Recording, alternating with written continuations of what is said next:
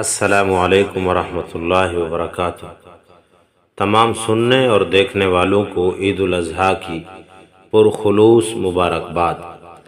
آج ہم ان تمام عظیم مسلمانوں کو خراج تحسین پیش کرتے ہیں جنہوں نے اللہ کے حکم پر حضرت ابراہیم علیہ السلام کی عظیم سنت پر عمل کرتے ہوئے قربانی دی۔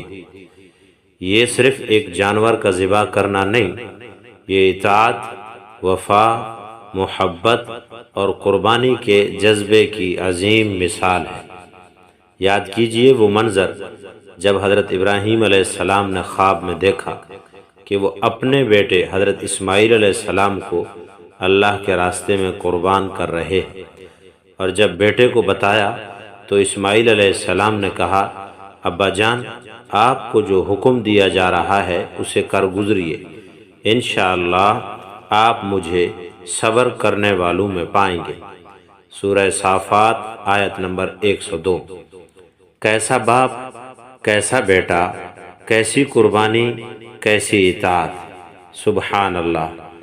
اور اللہ نے اس قربانی کو رہتی دنیا تک سنت ابراہیمی بنا دیا۔ آج بھی دنیا کے ہر کونے میں لاکھوں مسلمان اپنی جان، مال اور وقت صرف کر کے اس عظیم سنت پر عمل کر رہے ہیں۔ قربانی کرنے والے وہ خوش نصیب بندے ہیں جو اللہ کی رضا کے لیے مال خرچ کرتے ہیں اور نیت کرتے ہیں صرف ایک بات کی، میرا رب راضی ہو جائے۔ یہ ہے سچا عشق الہی، سچی تابعداری۔ اللہ تعالیٰ قرآن میں فرماتا ہے، سورۃ الحج آیت نمبر 37 میں، نہ ان جانوروں کا گوشت اور نہ ان کا خون اللہ کو پہنچتا ہے بلکہ اسے تمہاری پرہیزگاری پہنچتی ہے۔ یعنی اصل قربانی گوشت کی نہیں، دل کی ہے، نیت کی ہے، اخلاص کی ہے۔ جو قربانی ریا، دکھاوا، تکبر سے پاک ہو وہی قربانی قبول ہوتی ہے اور دلوں کو نور بخشتی ہے۔ ہم دعا گو ہیں، اے اللہ، جن بندوں نے تیری رضا کے لیے قربانی کی ان کی نیت کو خالص کر دے، ان کی قربانی کو شرف قبولیت عطا فرما، ان کے گھروں میں برکت، رحمت اور خوشحالی نازل فرما، اور ان کی نسلوں کو بھی نیکی پر قائم رکھ۔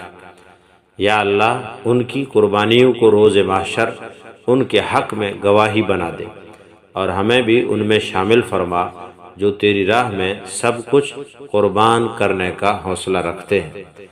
اور جو لوگ کسی مجبوری، غربت یا سہولت نہ ہونے کی وجہ سے قربانی نہ کر سکے ان کے لیے بھی ہم دعا کرتے ہیں، یا اللہ اگلے سال انہیں بھی اس سنت پر عمل کرنے کی توفیق عطا فرما، ان کے دلوں میں جذبہ قربانی بیدار فرما، اور انہیں بھی اپنے محبوب بندوں میں شامل فرما۔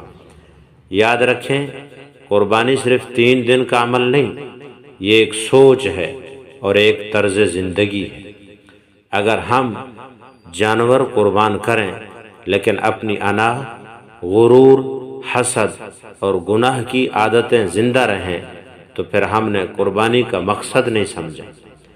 آج ہمیں اپنے نفس کو بھی ذبح کرنا ہے، اپنے دل کو پاک کرنا ہے، اور زندگی بھر اللہ کے حکم پر چلنے کا عہد کرنا ہے۔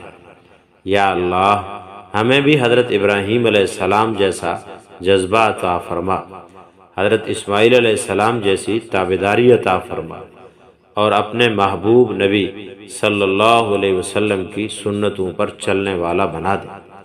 تمام قربانی کرنے والوں کو ایک بار پھر دل سے مبارکباد، خراج تحسین اور قبولیت کی دعائیں۔ عید مبارک، والسلام علیکم ورحمۃ اللہ وبرکاتہ۔